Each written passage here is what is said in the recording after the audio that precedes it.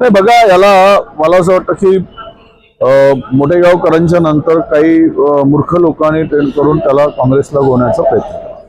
अमित देशमुख साहेबांच्याकडे प्रचारात ते काही स्टेटमेंट केलं तेवढ्यावर. खरं तर मूळ हे सरकारचा दोष आहे. काय करतायत देशाचे शिक्षण मंत्री? झोपा काढत आहेत. त्यांना काही अक्कल नाही की 10 वर्षामध्ये 25 वेळा जर नीटचा पेपर फुटतो आणि त्यावर जर त्या सिस्टममधील लोकच त्यामध्ये इन्व्हॉल्व आहेत तर मग मंत्री म्हणून काही जबाबदारी आहे की नाही? आणि थोडी तरी लाज असती धर्मेंद्र प्रधानांना तर त्यांनी राजीनामा दिला असता. पण ते राजीनामा देऊ शकत नाहीत कारण नैतिकता नीतिमत्ता या सरकारच्या मंत्र्यामध्ये नाही, कुणामध्येच राहिली नाही. आणि या संपूर्ण याच्यामध्ये आयुष्य पोरांचं उद्ध्वस्त होत आहे आणि या संदर्भात हे गंभीर नाही. खरं तर इतक्या वेळा पेपर फुटल्यानंतर एक क्षणभरही त्या पदावर राहण्याचा त्या मंत्र्यांना अधिकार नाही. त्याची नैतिक जबाबदारी त्यांनी स्वीकारून राजीनामा द्यायला पाहिजे होता. राहुल गांधीजींनी, आमच्या नेत्यांनी सुद्धा तीच मागणी केली. पण दुर्दैव आहे, असंवेदनशील व्यक्ती ज्यावेळेस अशा पदावर काम करतात त्यावेळेस विद्यार्थ्यांच्या भविष्याशी त्यांना काहीच देणं घेणं नसतं, हे आता सिद्ध झालेलं आहे. अनेक शहरांमध्ये पेट्रोल डिझेल टंचाई आहे. शेतीच्या कामांसाठी सुद्धा मशागतीसाठी लागणार डिझेल मिळत नाही. अडचण आहे, शेतकऱ्यांच्या रांगा पाहायला मिळतात. महाराष्ट्रामध्ये शेतकऱ्यांना उद्ध्वस्त करण्याचा निर्धारच आता सरकारने केला असं म्हणायला हरकत नाही.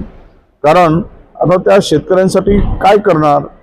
बघा, आचारसंहिता आली. जूनमध्ये मुख्यमंत्र्यांनी सांगितलं की आम्ही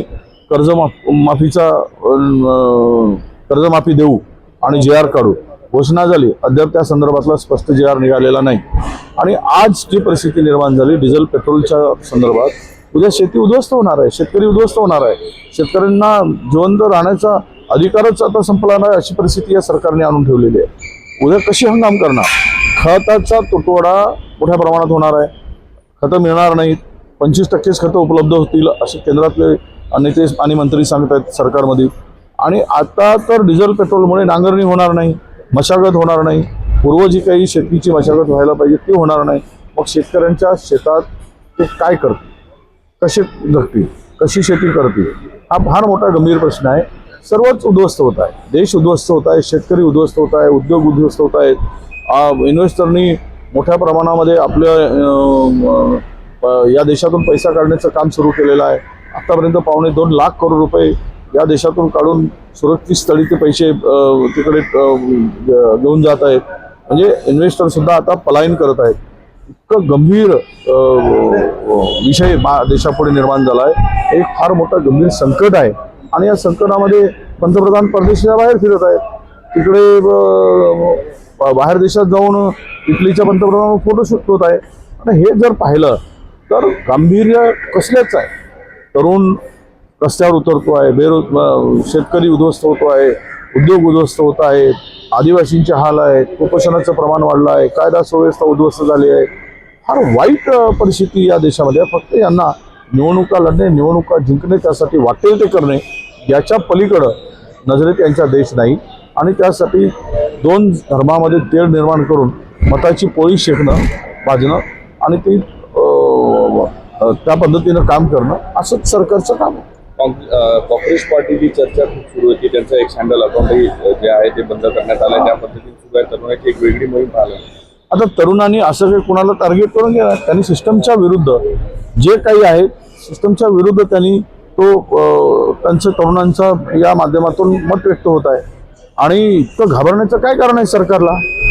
ज्यावेळेस अशा त्यांचं एक हँडल बॅन केलं जातं किंवा त्याला थांबवलं जातं, याचा अर्थ असा आहे की सरकारच्या मनामध्ये भीती आहे. तरुण रस्त्यावर उतरला तर आमची काय गती होईल? आणि ते होणारच आहे. आज नाही उद्या होणार आहे. ज्या पद्धतीनं तरुणाईला उद्ध्वस्त करण्याचं काम, बेरोजगारी ज्या पद्धतीनं वाढते आहे, हाताला काम नाही, केवळ घोषणाबाजी, हिंदू मुस्लिम, भारत पाकिस्तान एवढं करून काही तरुणांचं आता पोट भरणार नाही आहे. तरुणांच्या हाताला काम मिळालंच पाहिजे. कारण आणि तरुणांना ज्यावेळेस काकुरच म्हटलं जातं त्या सर्वोच्च पदावर बसून त्याची तुलना त्या ठिकाणी केली जाते. तर तरुणामध्ये जो राग आहे तो राग उफाळून येतो आहे. पण सरकार का घाबरते? तर सरकारचा एकूणच कारभार जो आहे या सगळ्या तरुणांच्या विरुद्ध आहे. जे सिस्टम तयार झाली आहे ती पूर्ण भ्रष्ट झालेली आहे. आणि त्यामुळे घाबरून ते जरी आपला त्यांचा हे बंद केला असेल, पण त्यामुळं ह्या तरुणाचा आवाज ते दाबू शकणार नाही. आता तरुण रस्त्यावर उतरून यांचा बंदोबस्त करायची हे सगळे वाट बघत आहेत का? हाच खरा प्रश्न सरकार पुढे. मनोज जरांगेने आंदोलनाचा इशारा दिला होता. आज प्रसाद लाड खरं तर त्यांची भेट घेऊन समजून घेणार आहे. कसं पाहता तुम्ही या सगळे वारंवार बोलता? आता मी काही त्या संदर्भात बघितलं नाही. आता त्यांच्या आंदोलनाच्या मागण्या काय काय, आता प्रत्येकालाच आंदोलन करण्याचा अधिकार आहे.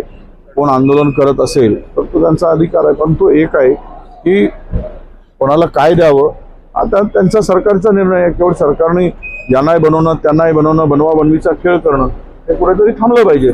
यांनाही बनवतात त्यांनाही बनवतात, यांच्याशी चर्चा करतात त्यांच्याशी चर्चा, तुलाही देऊ म्हणतात ह्यालाही देऊ म्हणतात आणि द्यायचं कोणालाच नाही. म्हणजे ही फसवणूक आहे. जे एक पिक्चर होतं अशी ही बनवा बनवी, ही सगळी बनवा बनवी आहे आणि यामुळं याचा उद्रेक सगळ्याच समाजात उद्या दिसणार आहे. तर कुठेतरी राष्ट्रवादीचे लोक जे आहे ते शिवसेनेच्या संपर्कात असा दावा केला जातो. काही दिवसापूर्वी आलं होतं का ते भाजपच्या मुख्यमंत्र्यांशी भेटले. काय चालू आहे शिवसेनेत? आता शिवसेनेत काय चालू आहे, राष्ट्रवादीत काय चालू आहे, येणाऱ्या काही दिवसात फार काही वेळ बघायची वाट बघायची येणार नाही. लवकरच या संदर्भात जे काही होणार आहे ते दिसणार आहे. फार फाटाफूट करून यांना खरं तर मित्रपक्षाचा वापर करून सरकारमध्ये फेकून देणं वापर करून एवढंच भारतीय जनता पक्षाचं काम आहे. यांनी त्यांच्यामध्ये आज काही राष्ट्रवादीमध्ये जे चाललं आहे, शिवसेनेमध्ये चाललेलं आहे, तर हे पुढच्या काही दिवसामध्ये स्फोटक परिस्थिती या दोन पक्षामध्ये निर्माण झालेली दिसेल.